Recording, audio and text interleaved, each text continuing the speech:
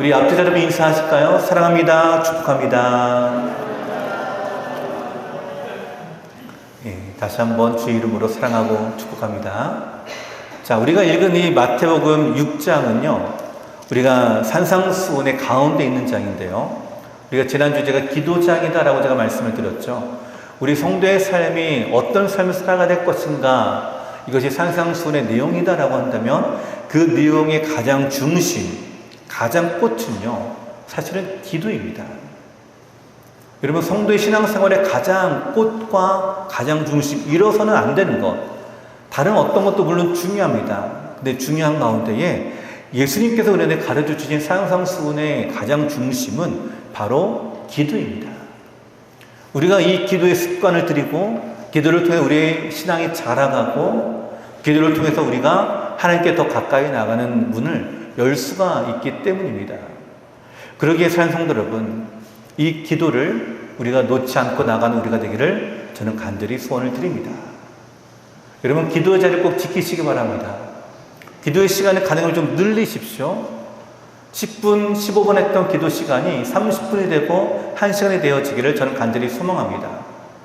그리고 그 기도가 우리 안에 즐거움이 되고 기쁨이 되기를 저는 소망합니다. 여러분, 대표 기도하는 것이 두렵지 않게 되기를 소망합니다. 제가 이제 앞으로 계속 시킬까요? 목사님이 계셔도 우리 집사님들, 권사님들, 장로님들, 우리 장로님들 그래도 훈련이 좀 되시는데, 어느 자리에 가든 기도를 받고 또 기도를 시킬 수가 있고 또 기도할 수 있는, 기도가 두렵지 않는 그런 우리 성도 여러분 되시기를 간절히 소원을 드립니다. 여러분, 이 기도에 대해 아주 중요하기 때문에 오늘 예수님은요, 이렇게 기도하라 우리가 가르쳐 주십니다. 여러분, 이 주기도문, 우리가 너무나 잘 알고 있는 말씀이죠. 이 주기도문 전체 구조가 이렇게 구조되어 있어요. 첫 번째로는 하늘에 계신 우리 아버지여 라고 하며 그 이름을 부르는 호명으로 시작을 하고요. 그다음에 하나님의 나라를 위한 세 가지 기도 제목이 있습니다. 이름이 거룩히 여김을 받으시오며 나라가 임하시오며 뜻이 하늘에서 이루어진 것 같이 땅에서도 이루어지이다. 하나님의 나라와 영광을 위한 기도의 제목 세 가지가 먼저 나오고요. 그 뒤에 우리를 향한 개인의 또 우리를 향한 기도의 제목 세 가지가 나옵니다. 우리에게 일용할 양식을 주옵시고 또 우리를 용서해달라고 하시고 악에서 구하옵소서. 우리를 위한 기도의 제목 세 가지가 나오고요. 그리고 마지막으로 나온 기도 제목은 나라와 권세와 영광이 영원히 있사옵나이다. 함께 찬양하는 이 기도로 맞춰지게 됩니다. 자, 이제 우리가 이거 하나하나 우리가 살펴보며 이 뜻이 무엇인지, 왜 예수님은 이걸 가르쳐 주셨는지를 함께 살펴보기를 원하는데요. 여러분, 이것을 통해서 우리의 기도가 더 풍성해지게 되고 우리의 기도가 더 깊어지게 되고 우리가 더 주 앞에 나아갈 수 있는 우리가 되기를 간절히 소원을 드립니다. 여러분, 그 첫 시간으로 오늘 이제 하나님을 호명하는 말이죠. 하늘에 계신 우리 아버지여. 오늘의 제목도 그렇죠. 하늘에 계신 아버지여.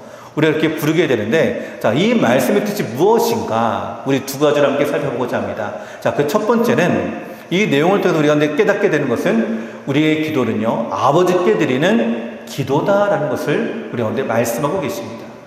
누구에게 드리는 기도라고요? 아버지께 드리는 기도다.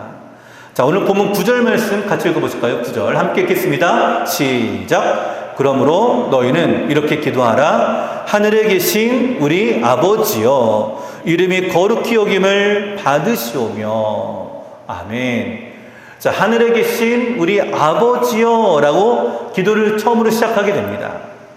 자, 여러분, 기도의 첫 시작은요, 하나님의 이름을 부름에서 시작이 됩니다. 부르지 않고 내용만 전달하면 누구에게 얘기하는지를 잘 몰라요. 우리 가정에서도 예를 들어서 그렇지 않습니까? 누구야 라고 먼저 부르지, 뭘 좀 갖다 줘라 라고 하면 누구에게 얘기하는지 그냥 서로 얼굴만 쳐다봐요. 누구야 라고, 아, 나를 부르는구나 라고 우리가 알게 되는 것처럼 우리가 어떤 내용을 전달하거나 구할 때에 먼저 그 대상을 확실히 명확하게 말씀하게 되는데요. 오늘 예수님 역시 그걸 우리 가운데 말씀하고 계십니다. 우리의 기도의 대상, 우리가 구할 대상은 바로 누구냐면 아버지다라는 것을 명확하게 말씀하고 계시죠. 삼일째 하나님 중 바로 제1위 하나님. 우리는 1위 하나님을 성부 하나님 이렇게 부릅니다. 여기에 성부, 거룩한 아버지라는 뜻인데요. 우리 신앙 고백에도 이렇게 고백하지 않습니까? 나는 전능하신 아버지 하나님, 천재 창조주를 믿습니다. 자, 우리가 하나님을 믿습니다 라고 고백할 때 어떤 하나님 믿는다고요? 전능하신 아버지 하나님이다 라고 말씀합니다. 자, 우리가 하나님에 대한 이 호칭은요, 너무나 중요합니다. 왜냐하면 그 하나님의 이름 안에는 여러 가지 많은 뜻이 담겨져 있고, 그분의 성품, 성격, 그 모든 삶과 모든 것이 담겨져 있기 때문입니다. 우리가 하나님이라는 이름 안에는 여러 가지 많은 속성들이 있는데요. 성경에는 두 가지의 대표적인 속성을 우리가 말씀합니다. 그 첫 번째는 사랑이라는 것이고요. 두 번째는 전능하심입니다. 그리고 이 두 가지의 속성은 오늘 우리가 기도할 때에 큰 위로와 소망이 되는데요. 여러분, 우리의 간구를 들으시는 분이 누굴까요? 바로 사랑의 하나님이십니다. 우리를 향한 그 사랑, 그 어떤 것에도 우리를 향한 그 사랑 끊을 수가 없고, 또 한없이 부어주실 하나님의 은혜와 사랑을 우리가 오늘 누리게 하는데, 이 사랑이 있기 때문에 어떨까요? 우리가 함께 나아갈 수 있는 용기를 가지게 됩니다. 하나님 우리를 차갑게 대하는 분이 아니라, 우리를 적대하시는 분이 아니라 우리를 향한 사랑의 마음을 가지고 있기 때문에 우리가 하나님께 나아갈 때, 내가 이렇게 기도할 때는 어떻게 반응하실까가 아니라 내가 뭘 해도 사랑으로 받아주시고 용납하시는 그 은혜가 우리를 깨닫게 하고요. 이것이 우리를 기도로 나가게 하는 힘이 됩니다. 여러분, 하나님은 사랑이십니다. 그 사랑이 하나님께 여러분 기도하는 겁니다. 또 그 하나님께 우리가 기도할 때 그 속성 중에 뭐라고요? 전능하신 하나님께 우리가 기도합니다. 우리가 하나님이라고 이렇게 부를 때에 구약 히브리어 말로는 엘로힘이라고 하는데요. 이 말의 뜻은 뭐냐면 전능하신 하나님이라는 뜻입니다. 그러니까 이 전능하심이라는 것이 뭘까요? 능력을 갖고 있는 분, 권세를 갖고 있는 분, 우리가 간구할 때마다 들으시고 응답하실 분이다. 능히 이루실 수 있는 능력을 갖고 계신 분이다 라는 거죠. 그분이 마음만 먹으면 얼마든지 허락할 수가 있고 얼마든지 이룰 수가 있고 구원의 손을 펼 수 있는 분이 여호와 하나님이십니다. 그러게 예수님이요, 마태복음 21장 22절에 이렇게 우리 가운데 말씀하십니다. 너희가 기도할 때에 무엇이든지 믿고 구하는 것은 다 받으리라 하시니라. 여러분, 우리가 어떻게 받을 수가 있을까요? 하나님께서 능력을 갖고 계시니까, 권능을 갖고 계시니까, 그 모든 것을 다 할 수 있는 권세를 갖고 계시니까 하나님께서 응답해 주실 수가 있다라는 것을 얘기합니다. 자, 사랑이 많으신 하나님, 전능하신 하나님, 그 하나님께 기도하는 것이 우리의 기도인데, 여러분, 예수님이요, 너희가 사랑의 하나님께 기도해라, 전능하신 하나님을 부르짖어라, 이렇게 말씀하지 않으세요? 오늘 하나님은 우리가 다른 호칭으로 구하기를 원하십니다. 여러분, 그 호칭이 뭐라고요? 바로 아버지라고 하는 거예요.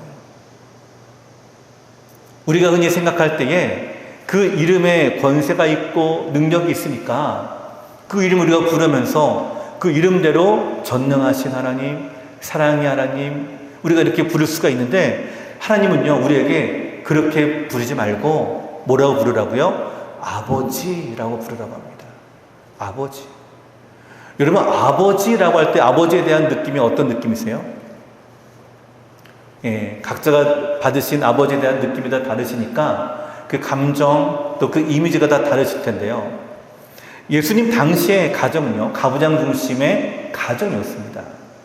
우리보다 더하면 더했지 못하지가 않아요. 그러니까 당시 아버지는요, 한 가정의 시작이었고 최종적인 법이고요, 통치자입니다. 그 어느 누구도 가장이 어떤 아버지의 말씀을 거스릴 수 있는 식구가 아무도 없었어요. 그것이 바로 당시의 가정의 모습이에요. 그러니까 아버지라고 부르는 것이 당시에 유대인들이 이 이미지를 받을 때는 어떤 이미지일까요?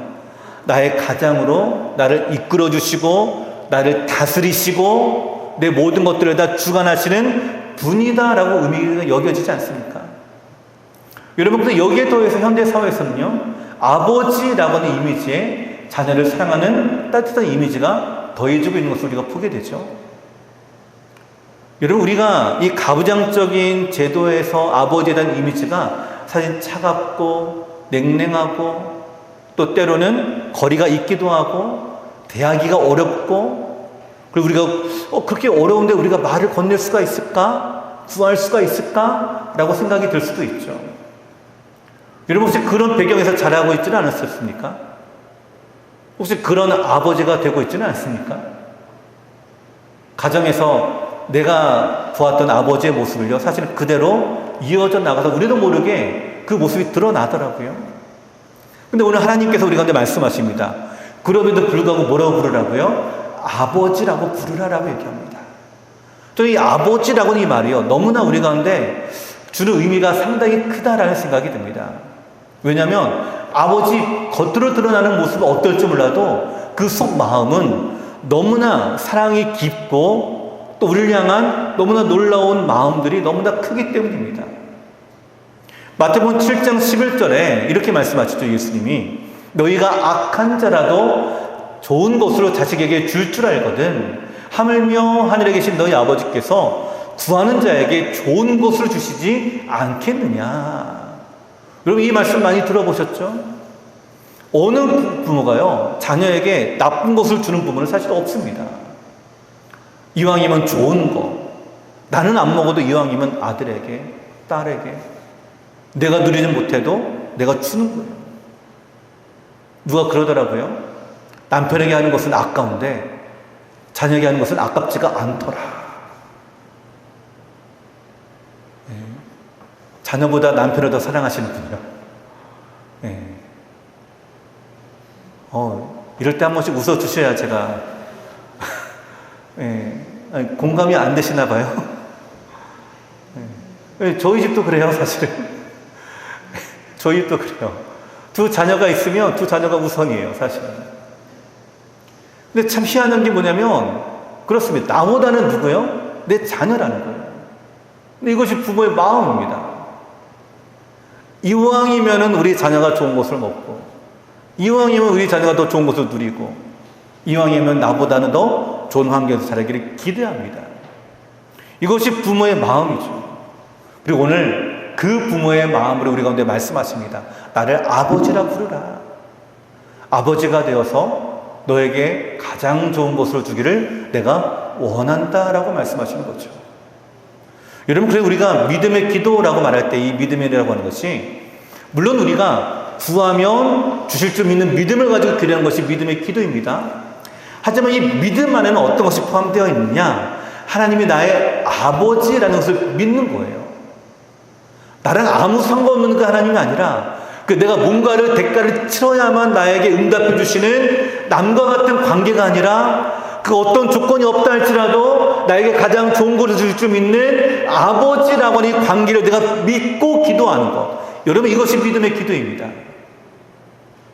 하나님이 여러분 아버지가 되기를 저는 간절히 소망하고요. 또 그렇게 기도하게 되기를 간절히 기대합니다. 이것이 바로 믿음의 기도다라고 성경 우리 가운데 말씀하고 계세요. 나에게 가장 좋은 것으로 예비하신 하나님, 가장 좋은 것을 주실 줄 믿는 믿음을 가지는 것. 어제 토요일 새벽에 우리가 말씀을 함께 나눴는데 내용이 이사야 23장의 내용입니다. 두로와 시돈에 관한 멸망의 말씀이고 또 그 이방 나라가 다시 회복할 거다라고 하는 열의 말씀이에요. 근데 이 말씀을 하시는데 그 말씀의 내용 가운데 이런 말씀이 있어요. 두로에게 하나님께서 심판을 내리시는데, 심판을 내린 다음에 70년 동안 내가 회복시키겠다라는 거예요. 근데 그 앞에 말씀들, 다른 열왕들의 그 심판에서는 이런 내용이 없습니다. 왜 두로에게만 왜 특별히 이런 말씀을 주실까? 여러분, 이 두로라고 하는 나라는요, 항구 도시거든요. 여러분, 항구 도시의 특징이 뭘까요? 배가 많이 들어오는 거죠. 그러니까 무역이 많이 발달되어 있고 이를 통해서 부를 이루는 도시가 바로 이 두로입니다. 하나님이 심판하시겠다라고 말씀하셨어요. 그의 모든 배가 다 무너지게 될 것이고 그의 삶의 터가 다 황폐하게 될 거다라고 말씀하셨어요. 근데 70년 동안 왜 다시 회복시키실까? 왜 그 나라를 다시 이렇게 세워주실까? 이방 나라인데. 근데 그 이유가요, 24절 후반절에 나오더라고요. 왜냐하면 하나님께서 이스라엘 백성들을 바벨론에 70년간 포로로 잡혀가게 했다가 다시 돌아오게 될 텐데 그때를 위해서 예비해 두신다라는 거예요. 이사야 23장 18절 말씀 이렇게 되어 있습니다. 그 무역한 것과 이익을 거룩히 여호와께 돌리고 간직하거나 쌓아두지 아니하리니 그 무역한 것이 여호와 앞에 사는 자가 배불리 먹을 양식 잘 입을 옷감이 되리라. 아멘. 그러면 이 무역한 것이 누구의 것이 된다고요? 여호와 앞에 사는 자의 것이 될 것이다. 하나님의 자녀의 것이 될 것이다 라는 거예요. 여러분 이 말씀 너무나 놀랍지 않으십니까? 70년간 포로로 잡혀갔어요. 돌아왔습니다. 예루살렘도 삶의 모든 터전도 황폐가 되었어요. 돌아오긴 돌아왔는데 뭘 먹고 살지 걱정되지 않겠습니까? 근데 하나님이 미리 예비해 주셨다라는 거예요. 누구를 통해서요? 두루를 통해서. 이 무역한 것, 70년 동안 이들이 부흥하게 되는 것, 쌓아놓은 모든 물질 이것이 여호와 앞에 사는 자의 먹을 양식이 될 것이고 그들이 입을 옷감이 될 것이다 라는 것이 여호와 하나님의 말씀의 예언의 말씀이에요. 여러분 주의 자녀들이 심판을 받고 그리고 고통 중에 있다가 다시 회복하는데 그냥 회복할 것이 아니라 백성들을 기억해 주시고 예비해 주셨다라는 것을 얘기합니다. 여러분 이것이 무엇을 의미할까요? 하나님께서 우리를 통해서도 똑같이 예비하신다라는 거예요. 지금 내가 바벨론 포로로 잡혀 있는 것 같고 지금 내가 고난당하는 것 같고 내가 지금 답답해 보이고 아무것도 못하는 것 같고 여러분 그런 상황에서 하나님께서 다시 돌아오게 할 때에 다시 하나님께 부르짖게 되었을 때에 다시 하나님께로 돌아오가 나아가게 될 때에 어떻게 하겠다고요? 우리의 기도에 응답할 준비가 미리 되어 있다라는 것이에요. 여러분 우리에게 가장 좋은 곳으로 우리의 인생을 위해 예비하신 줄로 믿습니다. 여러분 그 예비하신 것이 언제 이루어질까요? 내 뜻이 아니라 아버지의 때에 따라서 이루어지는 거예요. 제가 예를 들어 볼게요. 한 자녀가 아버지에게 구하는 거예요. 아버지 저 자동차 한 대 사주세요. 근데 아버지가 자동차 사줄 능력이 있습니다. 물론 바로 그래 가자 내가 사주마 하는 분들도 계시죠. 근데 대부분의 가정들은 또 어떻게 할까요? 준비를 또 해야 되지 않겠습니까? 어느 정도 금액이 되니까. 큰 금액이 되니까. 그러니까 좀만 기다려봐라 라는 거예요. 내가 해줄게. 좀만 기다려봐라. 근데 이 아들이 계속 때를 씁니다. 당장 달라고요. 당장 이뤄달라고요. 근데 아버지는 뭐라고요? 좀만 기다려봐. 내가 준비해 줄게 라는 거예요. 여러분 우리의 기도가 어떤 기도입니까? 우리는 때로는 이렇게 기도해요. 당장 달라고 때를 씁니다. 근데 하나님이 이미 주시겠다고 약속하셨어요. 근데 그 언제 주시느냐? 그때는 아버지의 뜻에 있는 거예요. 아버지의 뜻에 있습니다. 당장 줄 수도 있고 그때 줄 수도 있어요. 근데 우리는 마치 빚쟁이처럼 때를 쓰면서 지금 빨리 달라고. 여러분 어떠십니까? 근데 아버지는요 그럼에도 불구하고 어때요? 가장 좋은 곳으로 준비해 가고 계신 분이에요. 오늘 우리를 향해서 가장 좋은 것을 준비한 것이 무엇일까? 그 좋은 것은 여러분의 생각을 뛰어넘는 좋은 것입니다. 그 좋은 것은요 여러분이 생각한 것 이상의 것이에요. 그것을 믿으라라는 거예요. 믿으라. 왜요? 내 아버지니까. 자녀에게 가장 좋은 것으로 줄 줄 믿기 때문에. 여러분 그 믿음을 가지고 함께 기도합시다. 그 믿음을 가지고 기도의 뒤로 나아가십시다. 그래서 우리 아버지께서 우리를 향해서 가장 좋은 것, 그 좋은 것을 함께 누리며 응답의 은혜를 함께 누리게 되는 저 우리 성도 여러분 되시기를 간절히 축원을 드립니다. 두 번째로 하나님께서는 예수님 우리 가운데 이렇게 가르치십니다. 하늘에 계신 아버지께 기도를 드려라. 어디에 계시는 아버지요? 하늘에 계신 아버지. 자, 따라해볼까요? 하늘에 계신 아버지. 하늘에 계신 아버지. 예, 오늘 본문 9절 말씀 같이 한번 읽겠습니다. 시작. 그러므로 너희는 이렇게 기도하라. 하늘에 계신 우리 아버지요. 이름이 거룩히 여김을 받으시오며. 자, 우리가 아버지를 부를 때에 우리가 하나님의 자녀임을 믿고 기도한다. 이것이 믿음이다라고 했죠. 바로 이 믿음은 하나님의 존재, 하나님의 살아계심을 우리가 믿는다라고 하는 뜻이 있습니다. 그 오늘 예수 우리 가운데 이렇게 가르쳐 주세요. 하늘에 계신 우리 아버지요. 그럼 이 고백에는 우리 신앙의 고백이 나타납니다. 바로 하나님은 계십니다. 하나님은 살아계십니다. 하나님은 죽지 않고 지금도 살아서 역사하시는 분입니다.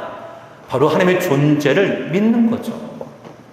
우리가 하나님이 계시다는 믿음이 없다면 우리의 기도는 어떻게 될까요? 헛수고이지 않겠습니까? 열왕기하 18장에 보시면 우리가 너무나 잘 알고 있는 한 사건을 우리가 소개하고 있는데요. 그거는 아하방 시대의 엘리야 선지자와 바알의 450명 제사장들이 갈멜산에서 서로 영적인 대결을 벌이는 장면입니다. 자, 그 제단 앞에 제단을 양쪽에 쌓아놓고 이제 이들이 대결을 벌이는데 그 대결의 내용이 이거예요. 누가 참 신인가 한번 대결해 보자라는 거예요. 각자 자기 신인을 부르고 불로 응답하신 이가 참된 신이다 라는 거죠. 그리고 바알의 450명이 제단을 쌓습니다. 먼저 바알을 부르기 시작을 합니다. 우리에게 응답하소서, 우리에게 응답하소서. 근데 아무런 소리도 들리지 않아요. 아무런 응답도 나타나지 않습니다. 그러니까 바알의 선지자들이 바알을 위해 제단의 주위를 뛰놀기 시작을 합니다. 춤추기 시작을 합니다. 제발 우리 좀 봐달라고 애를 씁니다. 근데 응답이 없어요. 이 선지자들이 자기의 규례를 따라서 이제 자기의 몸을 상해를 하면서 자해를 하면서 피가 흐르는 모습을 고통 가운데에 이 바알의 이름을 부르습니다. 근데도 아무런 응답이 없어요. 그러니까 엘리야가 옆에 지켜보다가 이렇게 얘기하는 거예요. 열왕기상 18장 27절인데요. 정오에 이르러는 엘리야가 그들을 조롱하여 이르되 큰 소리로 부르라. 그는 신인즉 묵상하고 있는지, 혹은 그가 잠깐 나갔는지, 혹은 그가 길을 행하는지, 혹은 그가 잠이 들어서 깨워야 할 것인지. 자, 뭐라는 거예요? 응답이 없으니까 돌아보는 자도 없습니다.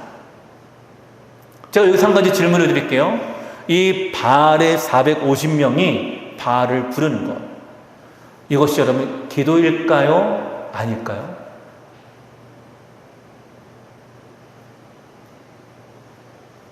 기도라고 하기에도 아니라고 하기에도 여러분 뭐라고 얘기하시겠습니까?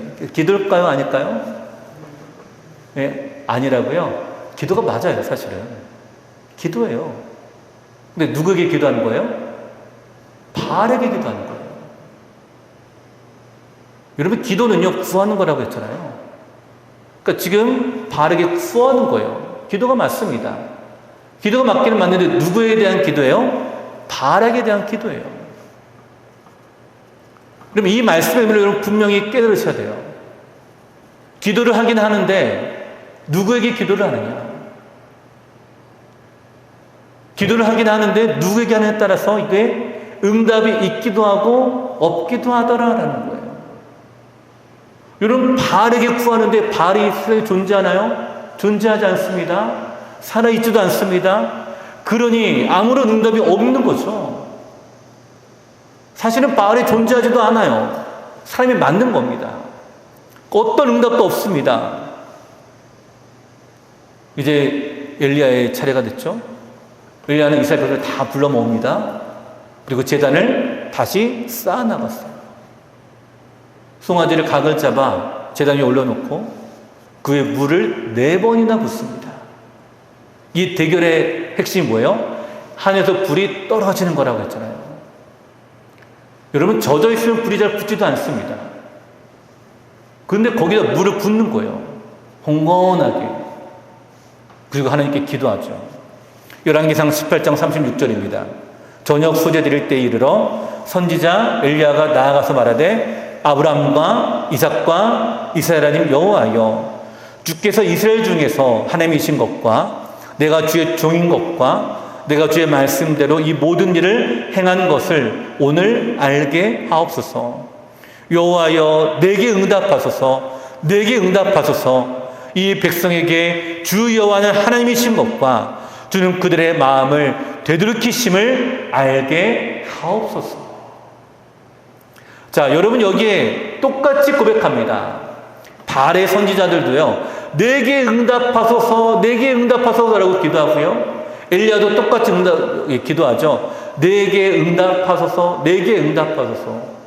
근데 그 엘리야의 기도는 뭐가 붙습니까? 그 앞에 여호와여 라고 부르셨잖아요. 여호와여, 여호와여, 내게 응답하소서. 누구에게 하는 기도인가요? 하나님을 부르짖는 기도입니다. 아브라함과 이삭과 이스라엘의 하나님 여호와여, 내게 응답하소서. 아브라함이 하나님이 되셨고 이삭이 하나님이셨고 지금 이스라엘의 하나님이 되신 하나님이여 라고 고백하며 지금도 살아계시고 지금 우리 가운데 역사하심을 고백하며 선포하는 기도가 엘리야의 기도입니다. 지금 엘리야는 이렇게 고백하고 있는 거예요. 살아계신 하나님, 역사하신 하나님, 지금 우리 가운데 임하신 하나님, 그 하나님께 내가 기도합니다. 내가 간구합니다.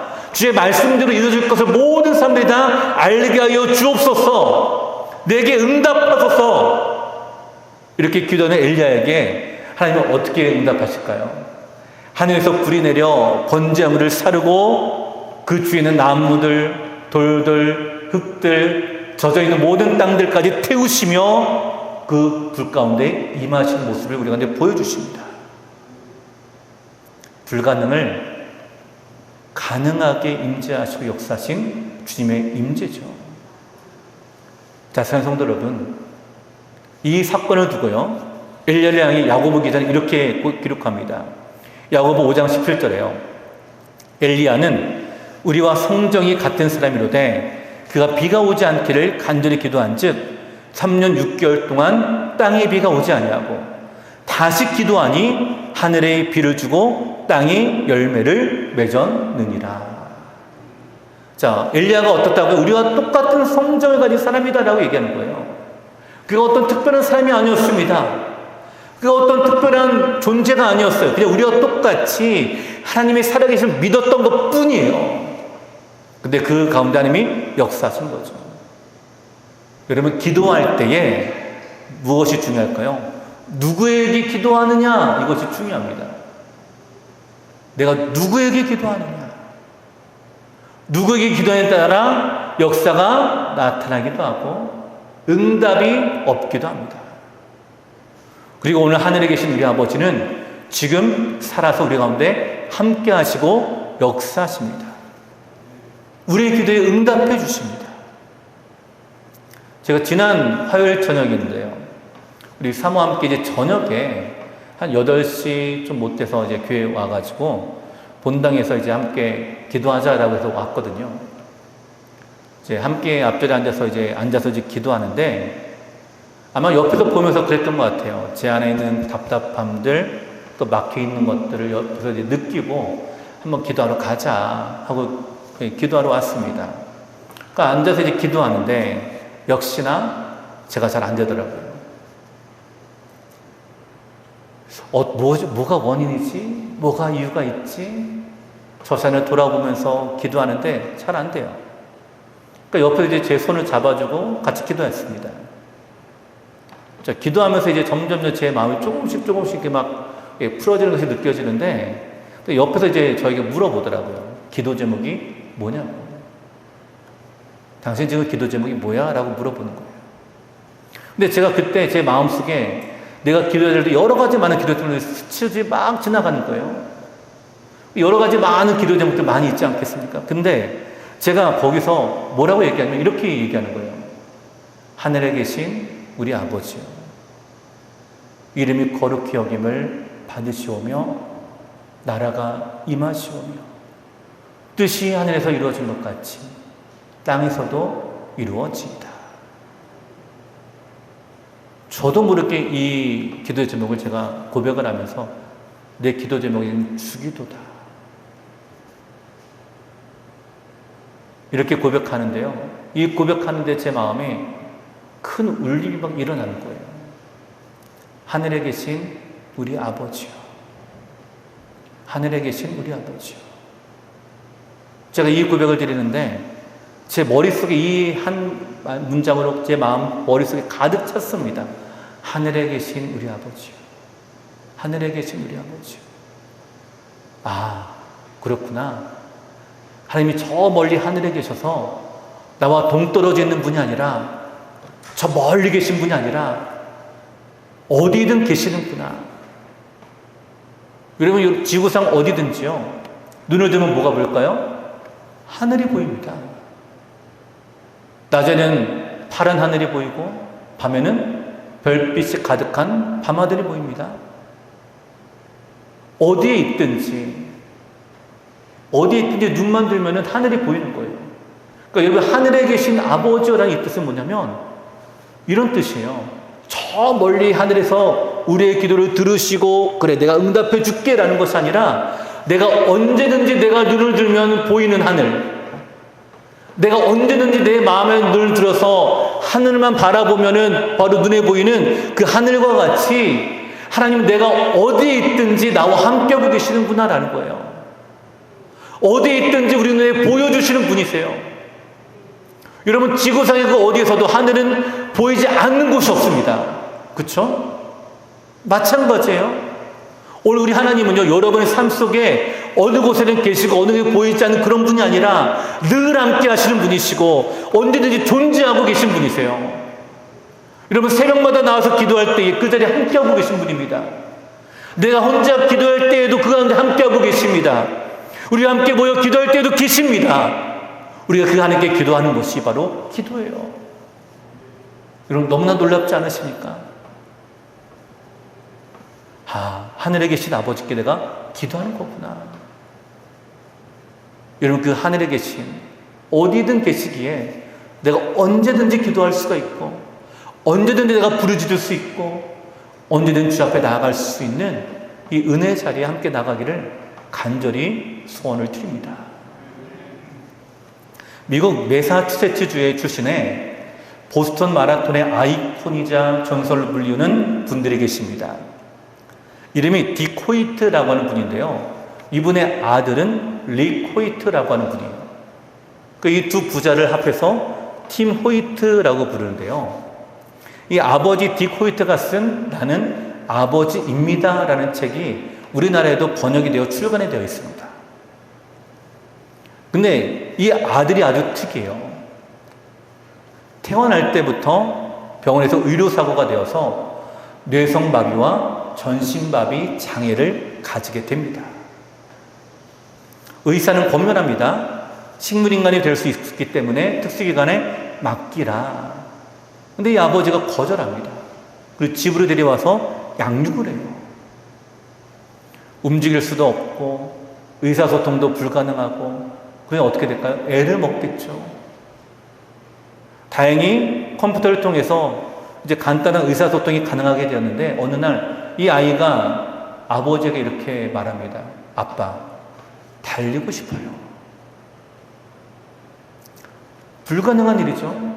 근데 아버지가 결심합니다. 그리고 한 가지 방법을 택해요. 아들을 휠체어에 태우고 본인이 달리는 거예요. 그러니까 이 아들이 기뻐합니다. 아빠, 장애가 사라진 느낌이에요. 그리고 아버지가 어떻게 하고 더 열심히 달리겠죠. 시행착오를 거듭했지만 마침내 1982년 보스턴 마라톤 대회에서 완주를 하게 됩니다. 마라톤 완주를 해요. 자, 그러고 나니까 이 아들이요 또 요구하는 것이 있어요. 철인 3종 경기에 출전하고 싶다는 거예요. 아버지는 수영도 못합니다. 자전거도 어려서 잠깐 타본 것이 전부였습니다. 근데 아들을 위해 또 도전합니다. 이 아버지가 고무보트를 허리에 묶고 아들을 태우고요. 3.9km를 수영했어요. 사이클에 이 아들을 태우고 180km를 달렸습니다. 휠체어에 태우고 42.19km를 달렸어요. 완주를 했어요. 여러분 대단하지 않습니까? 그 이후로 이 두 사람은 미국 대륙 6,000km를 횡단을 했고요. 아들은 보스턴 대학을 졸업까지 하게 됩니다. 이 아들이 감격스러워서 이렇게 얘기해요. 아빠, 고마워요. 아빠가 없었다면 할 수 없었어요. 근데 아버지가 이렇게 응답하시는 거예요. 아들, 네가 없었다면 아빠는 하지 않았을 거다. 네가 없었다면 나는 하지 않았을 거다. 자, 사랑하는 성도 여러분, 하나님은요, 우리가 없었다면요, 우리의 응답도 안 하시는 분이에요. 우리가 없었다면 우리 위해 미리 예비하지도 않습니다. 그분이 바로 아버지세요. 우리가 있었기 때문에, 하나님이 그렇게 사랑하시는 우리가 있었기 때문에 지금 예비하고 계시고 불가능을 가능하게 만들고 계시고 지금 그렇게 우리의 삶을 인도하고 계신 여호와 하나님이십니다. 내가 뭐라고? 나는 그저 아무것도 할 수 없는 존재인데 내가 뭐라고? 이러면 이 아들이 뭐라고 아버지가 이렇게 할까요? 한 가지 이유입니다. 자녀이기 때문에 그래요. 자녀이기 때문에. 자녀이기 때문에 포기하지 않습니다. 자녀이기 때문에 포기하지 않아요. 여러분이 하나님의 자녀이기 때문에 하나님은 포기하지 않으십니다. 그러니까 이것이 우리의 용기가 되고 담력이 돼요. 그럼 이 아들이 무슨 염치로 철인 3쪽에 나가고 싶다고? 무슨 염치로? 근데 아버지가 불가능 가능하게 만들어요. 우리의 삶에 하나님이 어떤 은혜를 주실까? 내가 이런 죄인인데, 내가 이렇게 살아가는데 무슨 염치로? 근데 하나님 말씀하십니다. 너 내 아들이잖아. 너 내 딸이잖아. 여러분, 그러니까 어떻게 해요? 불가능하더라도 강구하십시오. 하나님은 불가능을 가능하게 만드시는 여호와 하나님이십니다. 그래서 뭐라고 부르라고요? 아버지라고 부르는 거예요. 아버지. 불가능을 가능하게 하시는 아버지께 구하라. 하늘에 계신 우리 아버지요. 오늘 그분께 기도해서 기도를 함께 나아가서 여러분의 모든 기도의 제목들 예배하고 계신 줄을 믿습니다. 그 응답의 때가 이루어져서 그 응답의 은혜를 누리며 아버지께 기도하며 나아가는 우리가 되기를 간절히 소원을 드립니다. 여러분의 아버지세요. 다른 누구의 아버지가 아니라 여러분의 아버지세요. 그 아버지 우리의 마음을 너무나 잘 알고 계십니다. 여러분의 소원을 잘 알고 계십니다. 오늘 그 아버지께 나아가서 하나님의 위로와 평강과 은혜를 입어나가는 저번의 성도 여러분 되시기를 간절히 축원을 드립니다.